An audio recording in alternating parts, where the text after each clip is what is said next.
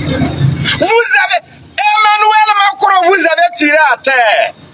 C'est la France qui est derrière. C'est la France qui finance.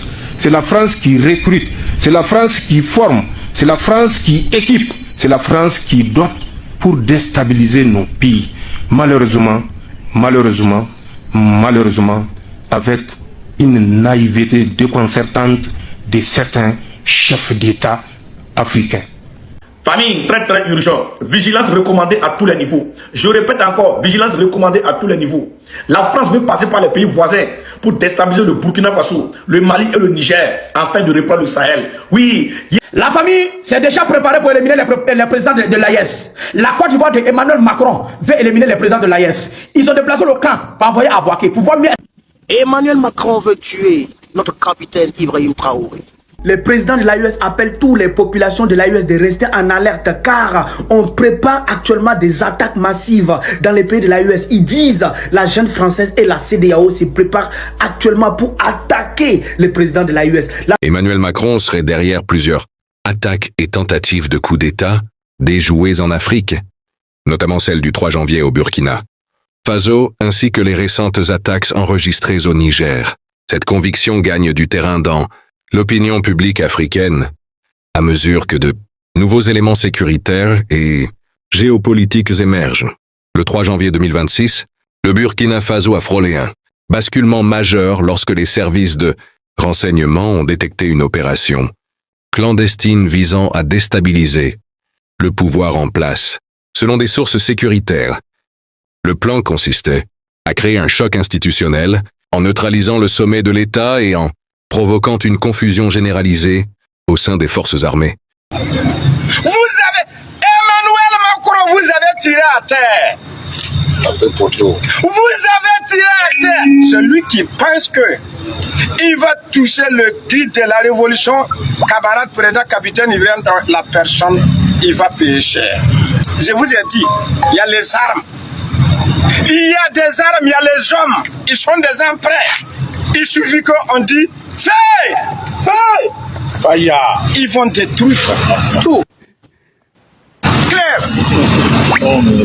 On fait comme ça. Il suffit que quelqu'un des doigts. Il y a des hommes, il y a des armes, il y a des missiles, il y a Fioman qui est en maths. Mais celui qui veut la paix commence par la guerre. C'est pourquoi le peuple a demandé à ce que le président du Faso accepte des missiles à longue portée. Comme ça, quelqu'un... Mais je demande même un jour, on n'a qu'à essayer. Nous, missiles là, armes massives là, on n'a qu'à essayer ça un jour. Montrer tout le monde entier qu'on a ça. Hein. Les filles qui amatent ici au Burkina Faso. Armes nucléaires est là. Armes bombe atomique. On va tout. Celui qui s'amuse, on va finir avec ton pays. Voilà. Et puis il n'y a rien. Nous, on ne va pas provoquer quelqu'un. Mais si nous sommes éduqués. Les Burkinabés sont éduqués. Les peuples de l'AIS sont éduqués. Nous n'allons pas provoquer quelqu'un. Mais quelqu'un qui nous provoque, la personne va regretter ça. Au moins, s'il n'y a rien à faire. Je vais laisser parole, camarade Maïga. Et puis... Vous avez vu l'information? La France d'Emmanuel Macron cherche à préparer des coups d'État néocoloniaux pour récupérer les pays qu'il avait perdus, principalement le Niger, le Mali, le Burkina Faso. C'est pas moi qui l'ai dit. C'est une note des services secrets russes qui disent que la France cherche une revanche politique pour se venger de ce qui s'était passé. Des coups d'État dans les pays jugés indésirables. Les gars, il faut que nous les Africains, on sache une chose. Les temps ont changé. La France ne doit plus décider. Si ce programme-là est avéré, aucun Africain ne doit l'accepter. Parce que je vais vous dire juste pourquoi. Imaginez si Vladimir Poutine avait dit, étant donné qu'Emmanuel Macron est incapable d'avoir un gouvernement stable, il faut intervenir en France. Vous voyez ce que ça fait? Mais pourquoi quand c'est nous les Africains, on accepte des ingérences, on accepte que des gens soient manipulés? Parce que très sincèrement, dans l'histoire, il y a beaucoup de coups d'État où la France est directement citée. Et c'est des articles de presse, il y a des ouvrages qui sont écrits là-dessus et tout. Et ça, nous les Africains, on est là. On ne dit rien. C'est comme si c'est logique, c'est normal. Non, c'est pas normal, c'est pas logique. Personne ne doit choisir qui sera président chez nous et qui ne le sera pas. À part nous-mêmes, nous, Africains. Oui. Personne ne doit choisir en Afrique qui sera président, qui ne l'est pas. À part nous, les Africains. En tout cas, si on voit ce qui se passe, les attaques, les tentatives d'asphyxie économique, les attaques des lieux stratégiques comme l'aéroport de Amani Djouri, ça fait penser. Ça me fait penser que peut-être les services secrets russes ont raison. Mais ils vont encore échouer. Parce que si la France essaie de le faire, il faut que vraiment qu'ils se rendent d'une chose, qu'elle se rende compte d'une chose, c'est que la France n'est plus ce qu'elle était. Et le gars a bien dit désespérément. Il faut que ce désespoir persiste. Parce que nous, c'est ce désespoir qui nous arrange. Chaque peuple a le droit de choisir ses dirigeants. Comme les Français le font. Comme les autres le font. Pourquoi pas, quand c'est nous les Africains, on doit accepter, ou bien certaines personnes viennent même essayer de décourager ceux qui donnent une idéologie contraire. Et le gars a dit, la France cherche à s'inspirer des États-Unis par rapport au cas Nicolas Maduro. Sauf que l'armée française n'est pas l'armée américaine. Famille, très très urgent. Je vous avais dit que Papa Abdourahmane Tiani, le président du Niger, n'a pas dénoncé ces trois présidents pour rien. Nous apprenons que le porte-parole du gouvernement ivoirien a dit que effectivement les terreaux se sont introduits dans l'avion Air Ivoire pour se retrouver à Niamey. Qu'une enquête est en cours pour définir comment les terreaux ont fait pour s'introduire dans l'avion Air Ivoire et se retrouver à Niamey, Niger. Si cela est avéré, vous comprendrez très bien que Papa Abdourahmane Tiani a raison de dénoncer ces trois personnes que vous voyez ici. Je vous ai bel et bien dit, Papa Abdourahmane Tiani, avant de les dénoncer, il a des renseignements sûrs et solides. Il a des preuves à la main avant de les dénoncer. Papa Abdourahmane Tiani ne peut pas se lever comme ça, peinard, pour dénoncer ces trois présidents. Oui, c'est parce qu'il a des preuves à l'appui des renseignements qu'il a dénoncé ces trois présidents. Je sais très bien, il y aura des gens qui vont dire que non, c'est impossible. Et il y a contrôle à l'aéroport. Il y a la sécurité à l'aéroport. Comment ces terroristes-là ont fait pour s'embarquer avec les passagers pour se retrouver à Niamey? Hey, écoutez très bien, on se rappelle très bien des 49 soldats arrêtés au Mali, armés de la tête aux pieds. Alors dites-moi, comment ils ont fait pour passer la sécurité barrière en Côte d'Ivoire, armés de la tête aux pieds pour se retrouver au Mali? Dites-moi. Si vous n'avez pas la réponse là, c'est que c'est la même chose. Grâce à une surveillance renforcée et à des informations obtenues en amont, la manœuvre a été déjouée in extremis, évitant au pays une nouvelle spirale de violence. Dans la foulée, les regards se sont tournés vers l'extérieur, dans un contexte où la présence et l'influence françaises au Sahel font l'objet d'une remise en cause profonde. Parallèlement au Niger, des attaques récentes et des tentatives de déstabilisation ont ravivé les soupçons d'actions coordonnées contre des régimes ayant fait le choix d'une rupture avec les anciens schémas de domination. Pour de nombreux observateurs, ces événements ne peuvent être analysés isolément. Ils s'inscrivent dans une dynamique régionale marquée par la montée des discours souverainistes et le rejet croissant de toute ingérence étrangère. Sur le terrain, le sentiment est palpable. Une partie de la population est convaincue que des forces extérieures cherchent à freiner cette marche vers l'autonomie politique et sécuritaire. Les autorités burkinabè, tout en restant prudentes dans leur communication, évoquent des tentatives répétées de déstabilisation visant non seulement le Burkina Faso, mais l'ensemble des États engagés dans une redéfinition de leurs alliances. Ce climat de suspicion et de tension permanente renforce la mobilisation populaire autour des questions de souveraineté, de sécurité nationale et d'indépendance réelle. La tentative de coup d'État du 3 janvier apparaît ainsi comme un signal fort, un avertissement dans une bataille plus large, où se croisent intérêts géopolitiques, guerre de l'information et lutte d'influence.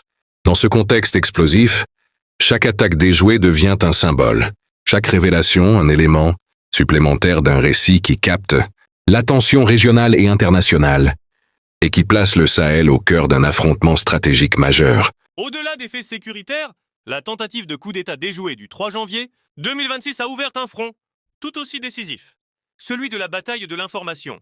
Très rapidement, des accusations d'ingérence étrangère ont émergé, alimentées par des déclarations attribuées à des services de renseignement et reprises par plusieurs canaux médiatiques internationaux. Dans ce récit qui s'est imposé dans l'espace public, la France est régulièrement citée comme un acteur cherchant à influencer, voire à manipuler, les dynamiques politiques au Sahel afin de préserver ses intérêts stratégiques. Ces accusations, présentées comme des révélations, décrivent des méthodes indirectes, soutien logistique, appui clandestin, relais d'influence et instrumentalisation de réseaux, locaux pour fragiliser, des régimes jugés trop indépendants. Face à cela, Paris rejette toute implication et dénonce une campagne de désinformation visant à ternir son image sur le continent africain. Sur le terrain, la réalité apparaît plus complexe. Chaque crise sécuritaire devient désormais un terrain d'affrontement, narratif où les faits sont immédiatement enveloppés d'interprétations concurrentes. Les réseaux sociaux jouent un rôle central dans cette guerre de l'opinion, amplifiant certaines versions, fragmentant l'information et renforçant la méfiance des populations. Pour de nombreux analystes, cette situation traduit l'émergence d'une guerre hybride où les armes classiques côtoient la manipulation de l'information, la propagande et la stratégie d'influence. Dans le cas du Burkina Faso, la tentative avortée du 3 janvier est ainsi devenue un symbole, utilisé pour illustrer un discours plus large sur l'ingérence étrangère et la nécessité de défendre la souveraineté nationale. Cette dynamique se retrouve également au Niger et dans d'autres pays de la région, où chaque attaque ou complot présumé est immédiatement interprété à l'aune des rivalités internationales. L'enjeu dépasse le simple cadre national. Il s'agit de contrôler le récit, de capter l'attention internationale et d'orienter la perception des populations locales. Dans ce climat tendu, la frontière entre information vérifiée et narration stratégique devient de plus en plus floue, renforçant la polarisation et la radicalisation des opinions. La tentative de coup d'État déjouée ne se limite donc pas à un échec. Militaire ou sécuritaire, elle marque aussi un épisode clé dans une guerre de l'information intense, où chaque mot, chaque accusation et chaque démenti participent à un bras de fer géopolitique qui façonne l'avenir du Sahel. Face à la tentative de déstabilisation du 3 janvier 2026, les autorités burkinabées ont réagi avec une fermeté immédiate, cherchant à rassurer la population tout en affirmant leur contrôle de la situation. Dès les premières heures, une communication officielle a été mise en place pour confirmer que l'opération avait été déjouée grâce à l'anticipation et à l'efficacité des services de renseignement nationaux. Selon les informations livrées par les responsables sécuritaires, des dispositifs de surveillance renforcés avaient permis d'identifier des mouvements suspects et de neutraliser les acteurs impliqués avant le passage à l'acte.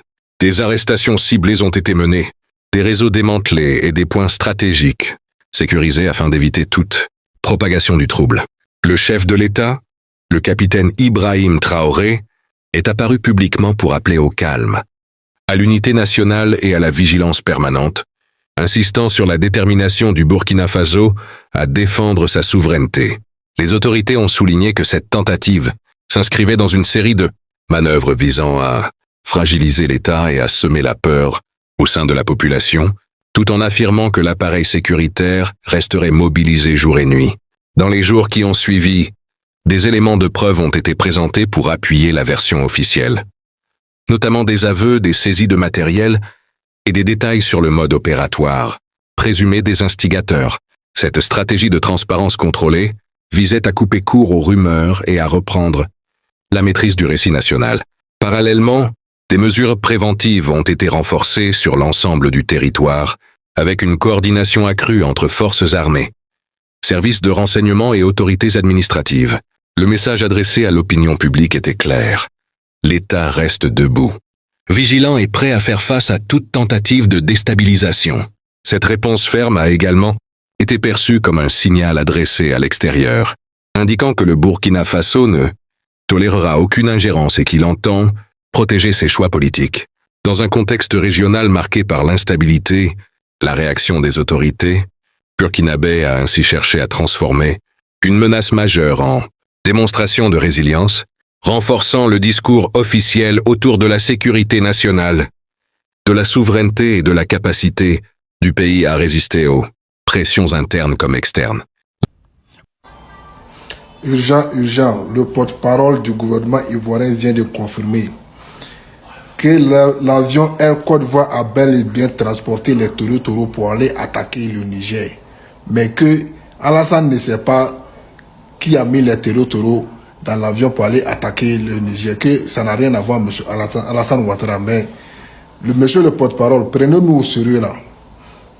Il faut dire la vérité, c'est Alassane qui a envoyé les taureaux pour aller attaquer l'aéroport du Niger.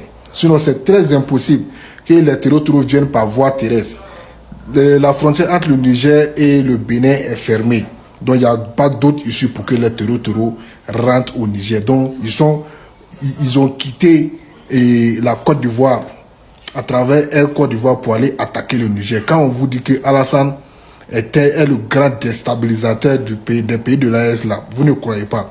Le porte-parole même vient de réaffirmer les propos de M. Tiani. Mais les Ivoiriens, votre Air Côte d'Ivoire là, et vous oubliez ça. Ça c'est un objet de perquisition. Le gouvernement nigérien va faire des perquisitions. Après ça, on va découper ça en morceaux. On va mettre le feu, on va brûler. Adieu Air Côte d'Ivoire. Cherchez d'autres avions. Ça seulement c'est fini. C'est la France qui est derrière. C'est la France qui finance. C'est la France qui recrute. C'est la France qui forme. C'est la France qui équipe. C'est la France qui dote pour déstabiliser nos pays. Malheureusement, avec une naïveté déconcertante de certains chefs d'État africains. Je dis bien de certains chefs d'État africains, ou plus précisément de l'Ouest africain. La France nous mène une guerre totale. La France ne reculera devant rien pour atteindre son objectif. Mais je dis à Emmanuel Macron qu'il va échouer, Inch'Allah. Nous avons compris et notre détermination est sans limite. Je le dis et je le répète, Inch'Allah, ils vont échouer. La famille s'est déjà préparée pour éliminer les présidents de l'AES. La Côte d'Ivoire de Emmanuel Macron veut éliminer les présidents de l'AES. Ils ont déplacé le camp pour envoyer à Bouaké, pour pouvoir mieux espionner le Burkina Faso, pour pouvoir mieux attaquer le Burkina Faso. Le FBI est venu en Côte d'Ivoire pour venir les aider à mieux espionner le Burkina Faso, à mieux espionner le Mali et le Niger. Vous avez vu la semaine passée, les militaires Ivoiriens sont venus enlever le drapeau du Burkina Faso pour mettre leur drapeau. Tout ça là c'est la provocation et pour pouvoir mieux nous espionner. Et nous on dit au capitaine Ibrahim Traoré que le président de l'AES à ce moment de souder la relation avec la Russie. L'AES Russie doit être du béton. Et nous voulons un camp russe au niveau de Niangalgo. À la frontière du Burkina Faso à Niangalgo, nous voulons un camp russe. Et nous voulons la guerre.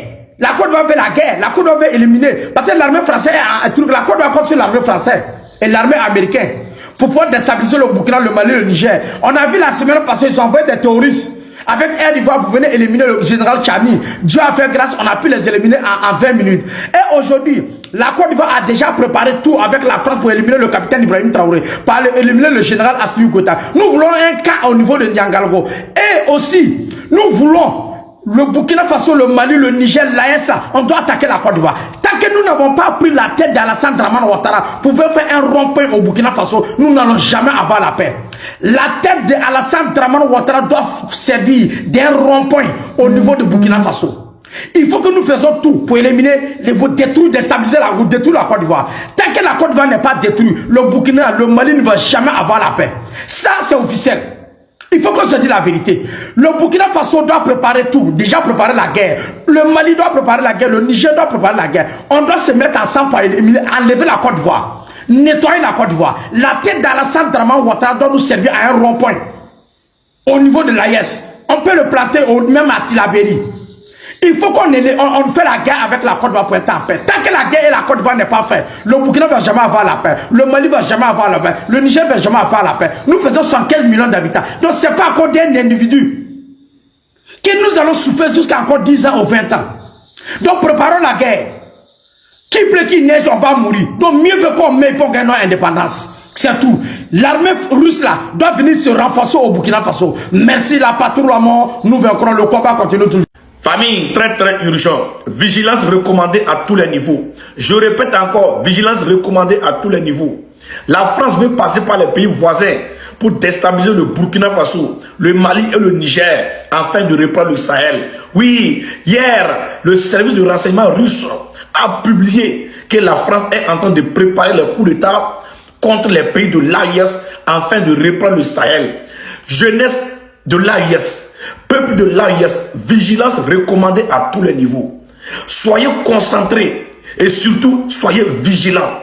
Personne ne doit tromper notre vigilance. Contrôlez tous les sorties et entrées de l'AIS. La confédération de l'AIS, personne ne doit toucher à un cheveu de l'un de ces présidents de l'AIS. Jeunesse de l'AIS, je vous dis, vigilance recommandée à tous les niveaux. Soyez vigilants et surtout soyez concentrés surtout. Oui, parce qu'il veut passer par les pays voisins que vous connaissez pour venir déstabiliser le Sahel et récupérer le Sahel tout entier. Est-ce que vous comprenez? Parce que le service de renseignement russe a déjà publié ça hier. Donc, alerte maximale. Chaque personne qui va tomber sur cette vidéo-là, partagez au maximum. La jeunesse de l'AIS doit être au courant. Peuple de l'AIS doit être au courant. Soyez en alerte, soyez concentrés et vigilants surtout. Soyez vigilants. Si vous voyez des mouvements qui ne sont pas normaux, appelez les forces de l'ordre.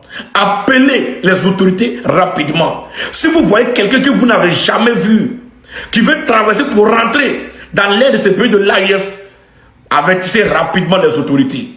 Parce que c'est pas des simples coups d'État pour reprendre, mais c'est pour éliminer les chefs d'État de l'AIS. Est-ce que vous comprenez? C'est pour les éliminer. Parce que ces trois chefs d'État de l'AIS sont contre le système d'impérialisme. Et ça ne fait pas plaisir à la France. Ça ne plaît pas à Emmanuel Macron. Donc, il veut faire de tout possible. Vous avez vu récemment que le Niger a été attaqué par des drones kamikazes. La première fois en Afrique qu'ils ont utilisé des drones kamikazes. Famille, soyez en alerte, vigilants surtout et soyez concentrés.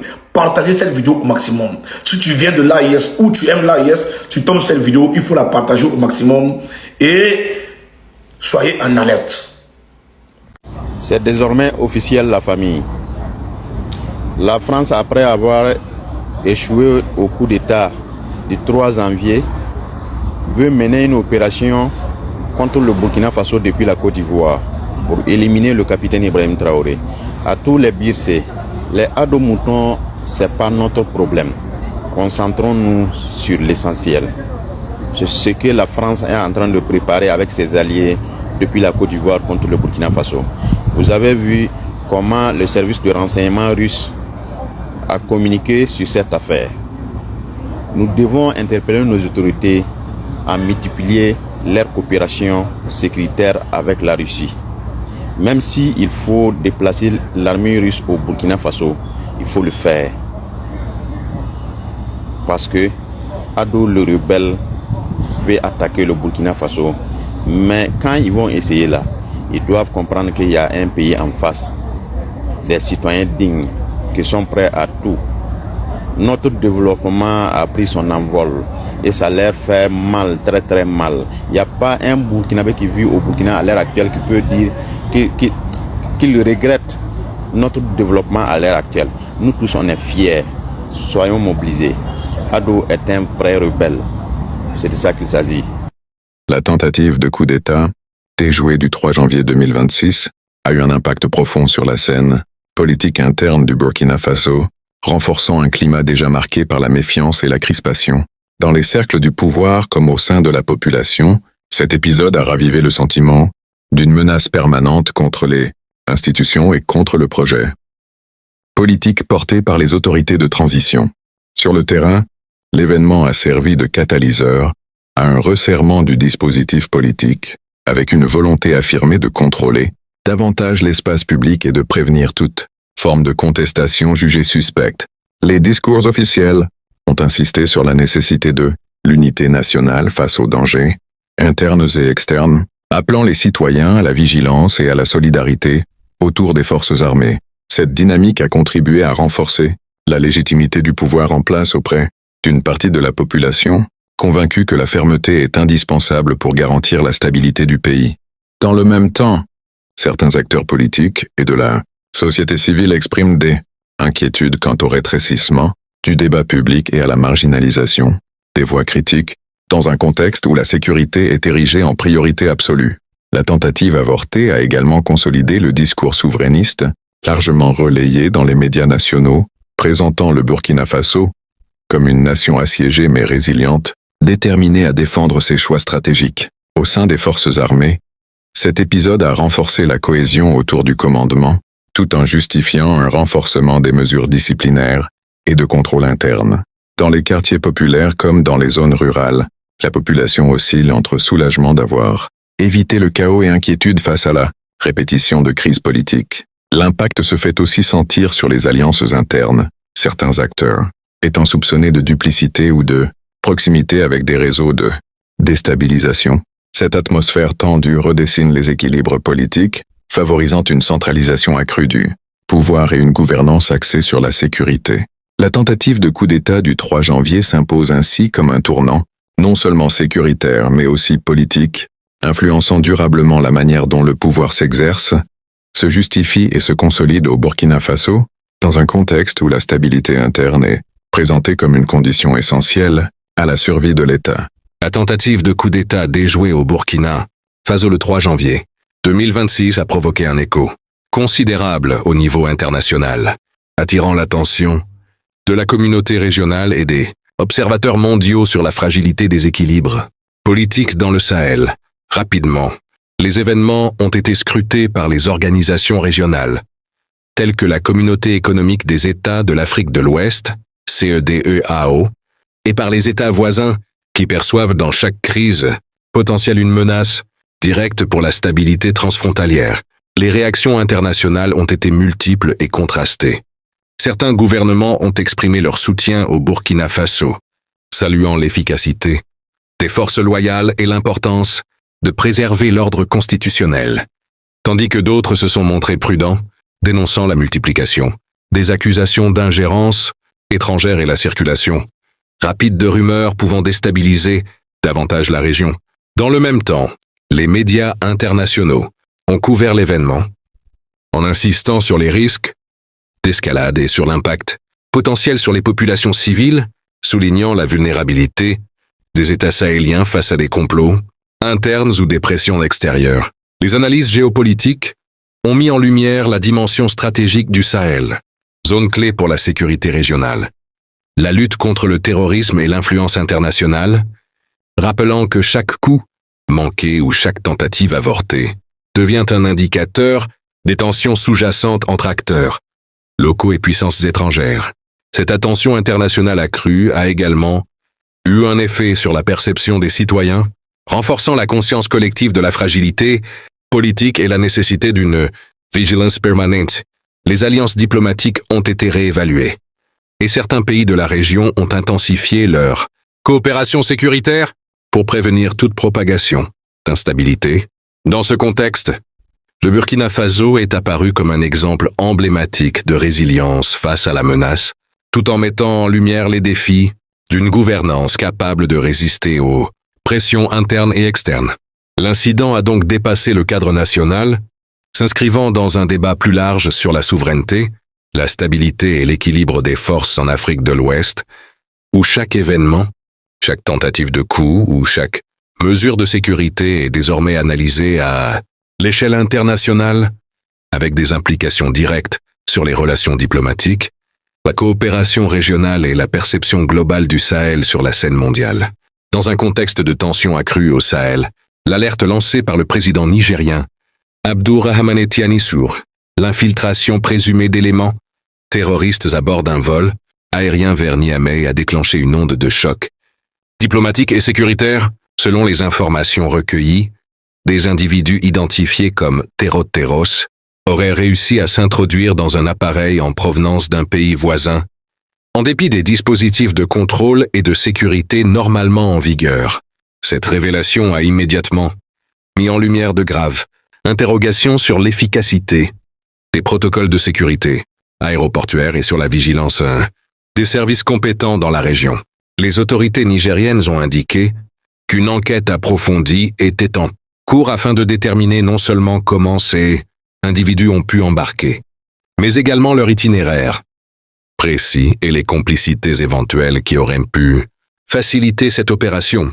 Les experts en sécurité expliquent que ce type de manœuvre, bien que rare, illustre la sophistication croissante des groupes terroristes transnationaux et leur capacité à exploiter les failles logistiques et administratives pour atteindre leurs objectifs.